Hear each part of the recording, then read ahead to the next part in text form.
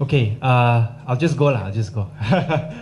I'm sure we are here among friends today. Thank you very much for Tony for organizing this event and also for all of you for coming. Not just to listen, but also to sign up and also to tell your friends about how exactly the Election Commission is trying to help BN win back Selangor. I'm sure all of you have already heard stories about how PJU, which is going to be changed into Damansara, will have 150,000 voters. My seat, Serdang, which had 133,000 voters, is now going to be increased to 146,000 voters. All these are big picture numbers which are important for you to tell your friends, just to show them at a very concrete level how unfair this delimitation exercise is. But I think I want to add on to what Chinwat has said just now by explaining to you why is it that all the maps are drawn so funny.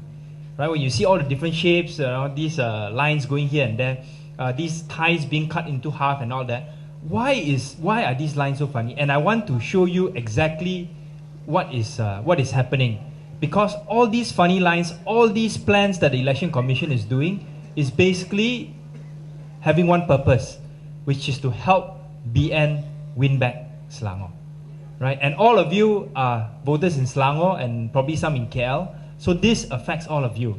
Because do you want to see BN win back Selangor? No. That is why all of you are here today. So this is concrete way of showing, and I'm going to tell you exactly how I calculated this. I only focus on the state seats because parliament seats, I think some of you have already heard some of the statistics already. I'm just going to go through quickly the methodology and then example, and then I give you details of seats.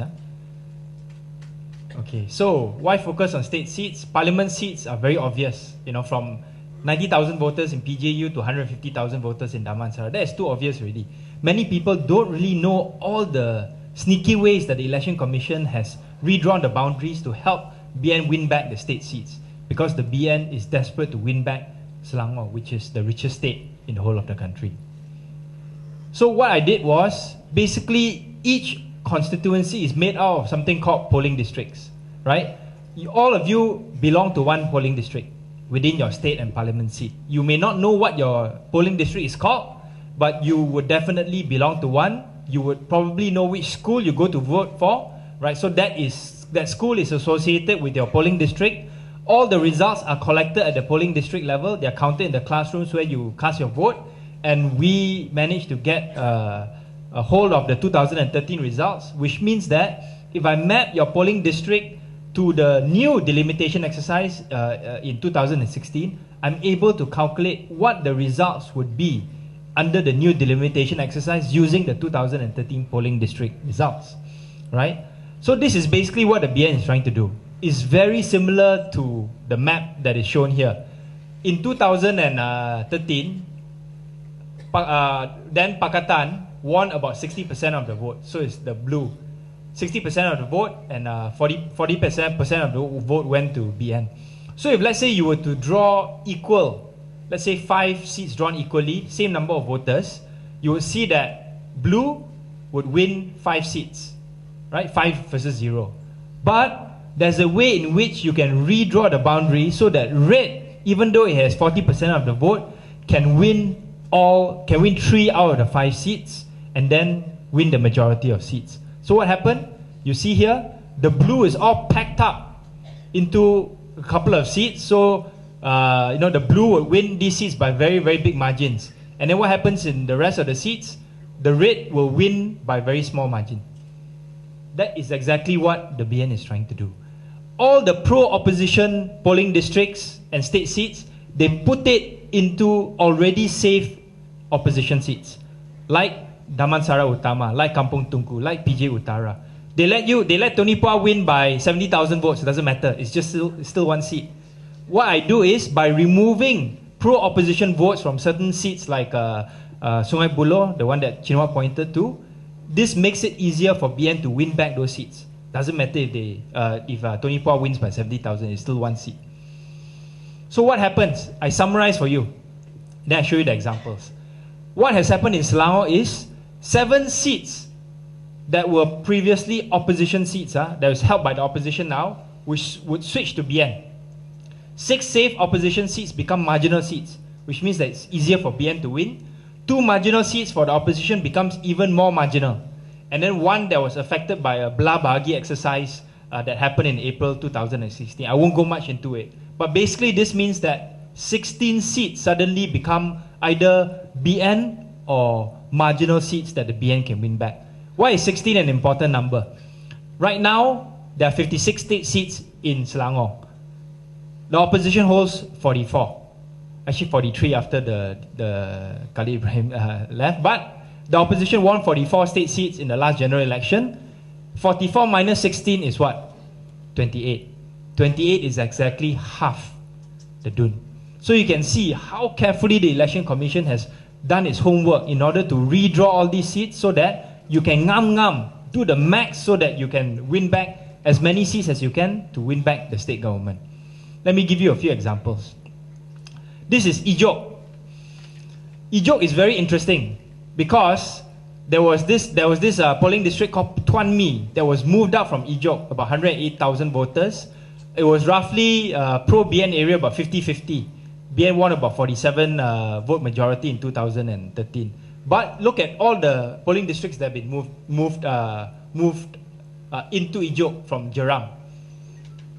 92% Malay voters out of these 4,000, and in the 2013 general elections, BN won 978 votes majority in these polling districts. So what happens? From a seat that was 731 majority for the opposition, now it is 192 majority for the BN. So using 2013 results, BN wins Ijok. This is not because of anything that either of the political parties have done. It is just because of redrawing boundary lines. This one, it is close to my area in Kajang, N25 as well as Dusun Tua. So in Dusun Tua, this state seat was won by the opposition in 2013 with a relatively comfortable majority of 4,071. But what happened in the delimitation exercise? Bandar Sungai Long, Bandar Mahkota, 2 large polling districts, and then a smaller one, Taman Rakan, was moved away from Dusun Tua into Kajang. What is the purpose? For those of you who know Sungai Long and Bandar Mahkota, it is generally a pro-opposition place, largely non-Malay voters. You can see about 78% Chinese, 15% Malay, 6% Indian. What is important to note is that the majority for the opposition was 5,360 in the 2013 general election. Kajang is already a safe seat for the opposition. So what did the Election Commission decide to do? All these polling districts from Dusun Tua move out into Kajang. BN, from losing 4,000 by 4,000 in 2013, now it can win by 566 votes. Again, just shifting of polling districts. Another one, Sementar. What happened in Sementar? All these were moved into Sementar from Meru. 9,000 over votes, largely Malay majority. Opposition had about 500. This is for BN, it should be 526 for BN, pro-BN.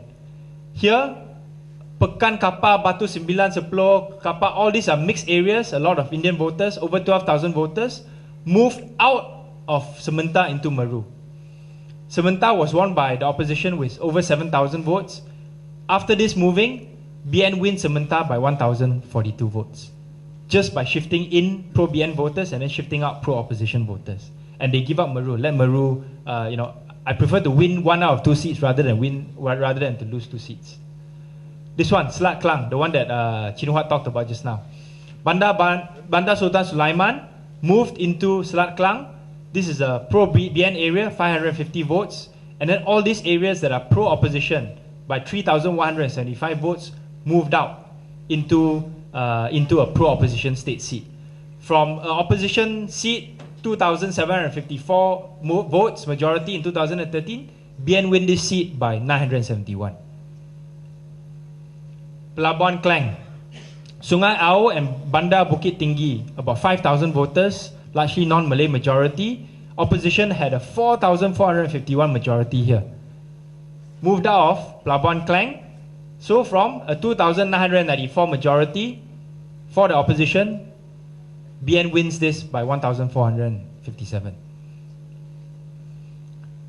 This one was what Chin Hua was talking about just now, the funny shape in bunting. Just now he told you why the shape looked funny. He told you how the shape looked funny. I will tell you why the shape looks funny.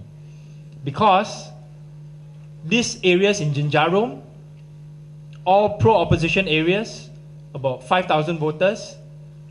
Net majority for the opposition was 1,622. All of it was moved out of Sijangkang and put it into Banting, this funny area here. And then one area was put in from Bukit Jeding, was moved into Sijangkang. Opposition won this seat, Sijangkang, by 2,942 votes. Because of this shift, BN wins by 246. This one, Morib, talked about it just now. Banting Town, Pekan Banting, 5,000 over voters move into the adjoining state seat of Banting. Opposition support here was plus 3,253. Opposition won this seat by 766 in 2013.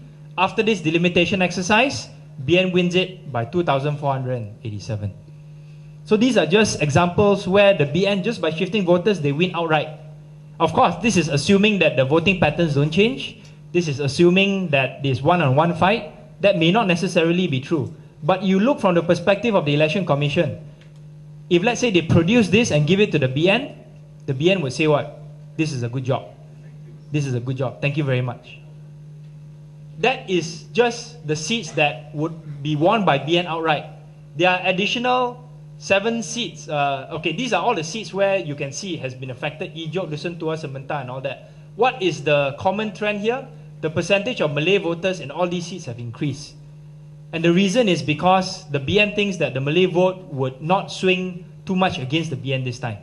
And that is why they want to pack all these seats with more Malay voters. Of course, in 1999 we saw that that was not the case. So there is still hope for the opposition. If we can convince many of the Malay voters to vote against the BN, all the dirty work that the BN is trying to do in the delimitation exercise would be for naught. But that does not negate the fact that what they are doing now is playing with the boundaries just for the sake of trying to win the elections. And this is something we should reject. At the same time, there are 6 other previously safe opposition seats that have become marginal seats for the opposition with the increase in the percentage of Malay voters.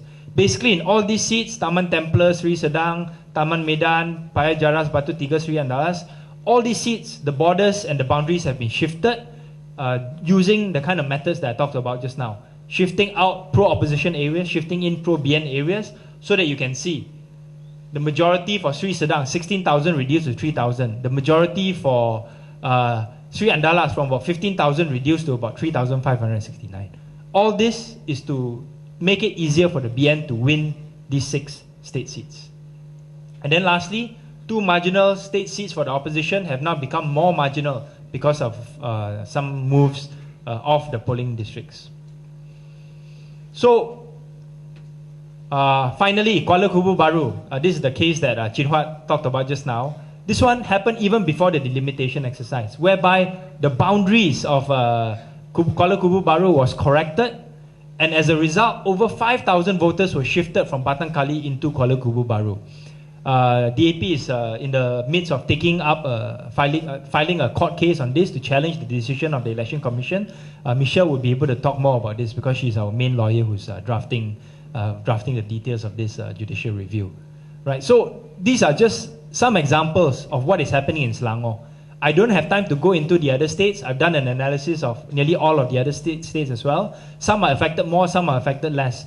But I tell you, the state that is worst affected is Selangor, because the BN is desperate to win back Selangor, and we need all your help and cooperation in order to stop this exercise from ever being able to be implemented. We will use all the means possible, starting with this bantahan and then going on to judicial review and taking out court cases. And of course, I expect all of you to turn out for Bersih 5 on the 19th of November. Can or not?